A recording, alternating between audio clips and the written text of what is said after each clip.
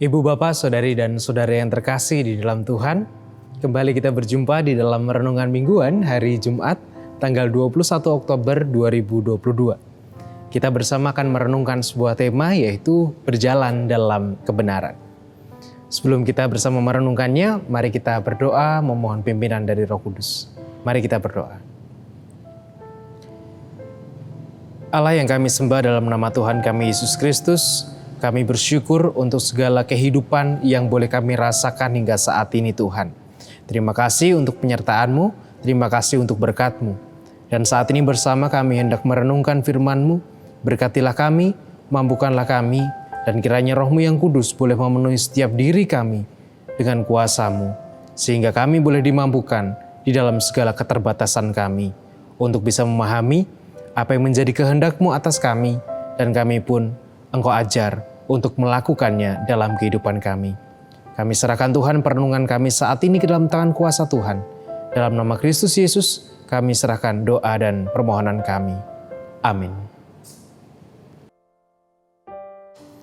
Sabda Tuhan yang akan kita renungkan bersama pada saat ini tertulis di dalam surat 2 Timotius 2, ayatnya yang ke-10 sampai dengan ayat yang ke-15. 2 Timotius pasal 2, ayat 10 sampai dengan ayat 15 yang demikian sabda Tuhan. Tetapi engkau telah mengikuti ajaranku, cara hidupku, pendirianku, imanku, kesabaranku, kasihku, dan ketekunanku. Engkau telah ikut menderita penganiayaan dan sengsara seperti yang telah kuderita di Antiokhia dan di Ikonium dan di Listra. Semua penganiayaan itu kuderita dan Tuhan telah melepaskan aku daripadanya.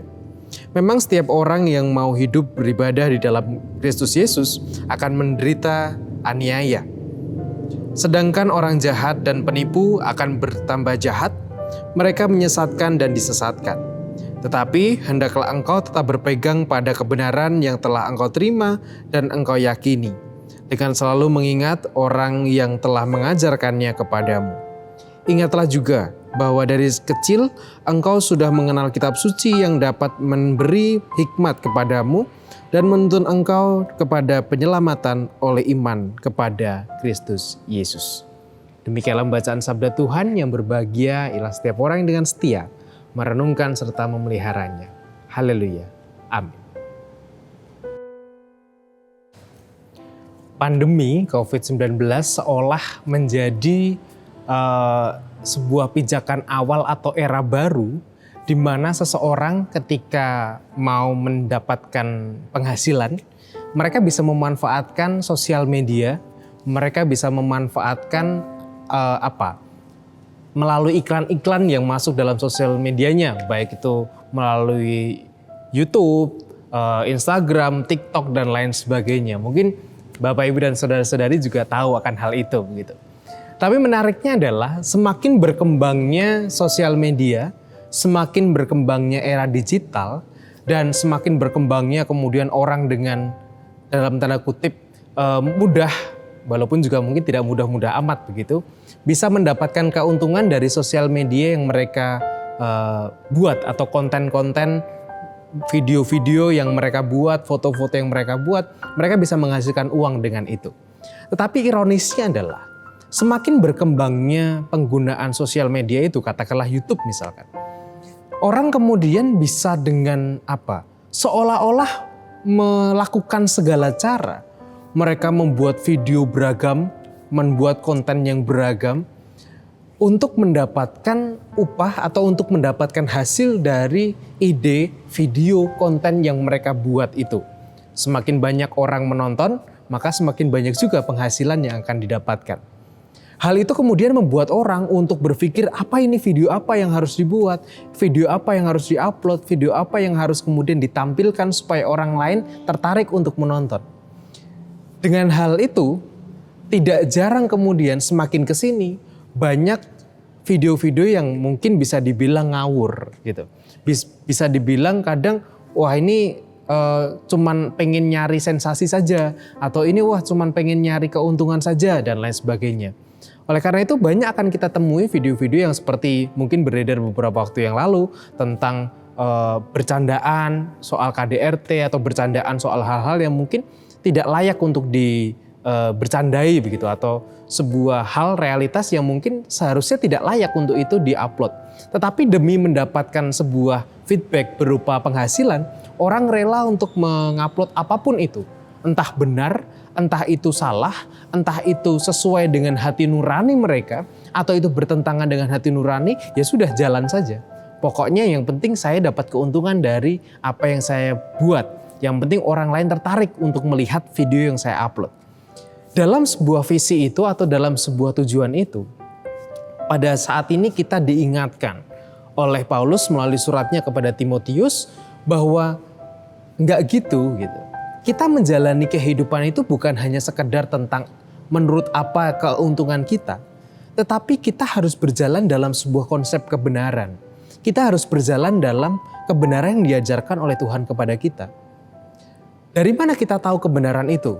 Ya tentu dengan membaca Alkitab, dengan pengajarannya dan lain sebagainya. Tetapi ada satu hal juga yang harus kita ikuti, yaitu persoalan hati nurani.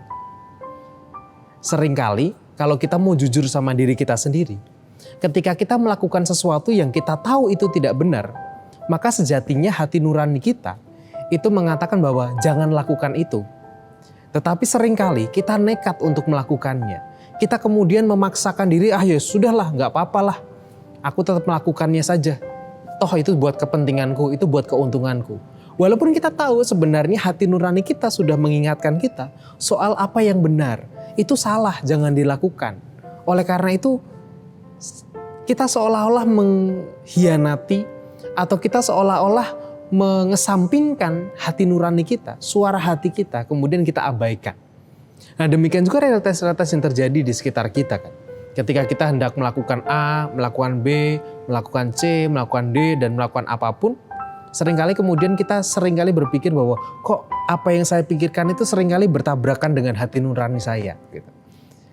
Nah ketika itu terjadi, mana yang mau kita dengarkan? Suara pikiran kita atau suara hati nurani kita? Yang mungkin suara pikiran tidak harus selalu salah gitu ya. Tetapi pada titik tertentu, terkadang kita terlalu memaksakan diri kita untuk mengingkari hati nurani kita yang itu mungkin berbicara soal kebenaran. Dan bagaimana cara kita untuk mengasah hati nurani itu? Ya mari kita terus berjalan dalam kebenaran itu. Kita berjalan dalam perintah-perintah Tuhan, kita berjalan dalam ajaran-ajaran Tuhan, kita pelajari tentang apa yang menjadi kehendak Allah atas kehidupan kita. Dengan demikian, suara hati kita akan semakin terasah, hati nurani kita akan semakin peka pada konsep kebenaran yang dikehendaki oleh Tuhan. Tapi persoalannya adalah, mana yang mau kita dengarkan ketika kita menjalani hidup kita? Ketika kita membuat keputusan-keputusan penting dalam hidup kita. Mana yang mau kita dengarkan? Keinginan kita untuk mendapatkan upah, keinginan kita untuk mendapatkan keuntungan, atau keinginan kita untuk mendapatkan popularitas, keinginan kita untuk mendapatkan kepuasan, ataukah hati nurani kita yang berbicara soal kebenaran? Mana yang mau kita dengarkan? Tuhan memberkati. Amin. Mari saat ini kita mengakhiri renungan kita dengan kita memanjatkan doa kita serta syukur kita di hadapan Tuhan. Mari kita berdoa. Ketika kami menjalani kehidupan kami Tuhan, seringkali kami dibuat bingung oleh keputusan apa yang akan kami ambil.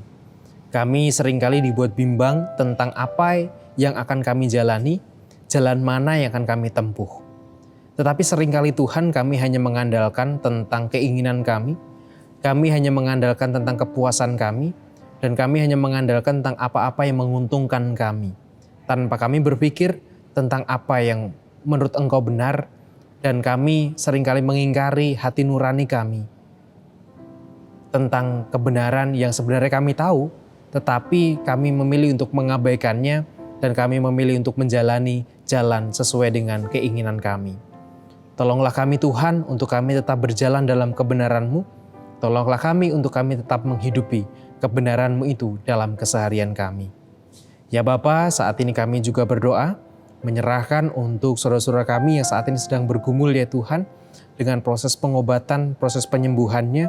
Kami berdoa untuk Bapak dan Ibu Priyono, Ibu Ami Birowo, anak Amoresa, Ibu Sri Utami Suprapto, Saudara Yosua Ropidara, Bapak Ngatimin, Bapak Budiandono, Bapak Wilson Siagian, Bapak Cahyo Muntati, Bapak Saharun, Bapak Siswo Prayitno, Bapak Warsito Utomo yang saat ini masih dirawat di rumah sakit, Ibu Endang Joko Triyono, juga Bapak Prayitno Hadi, serta Bapak Ibu serta saudara kami yang lain Tuhan.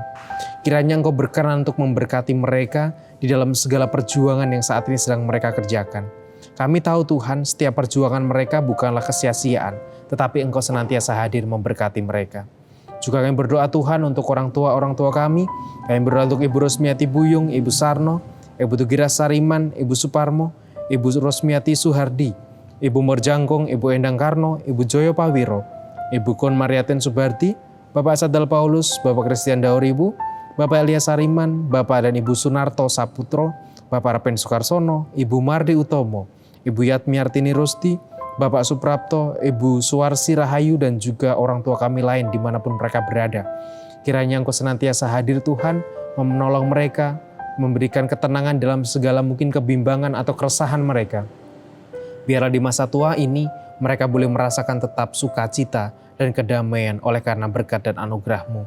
Kami juga menyerahkan Tuhan untuk segala pergumulan-pergumulan kami yang lain di dalam kehidupan kami, tentang keluarga kami, pekerjaan, sekolah, anak cucu kami, ataupun kami sendiri, ataupun juga hal-hal yang menjadi tanggung jawab kami.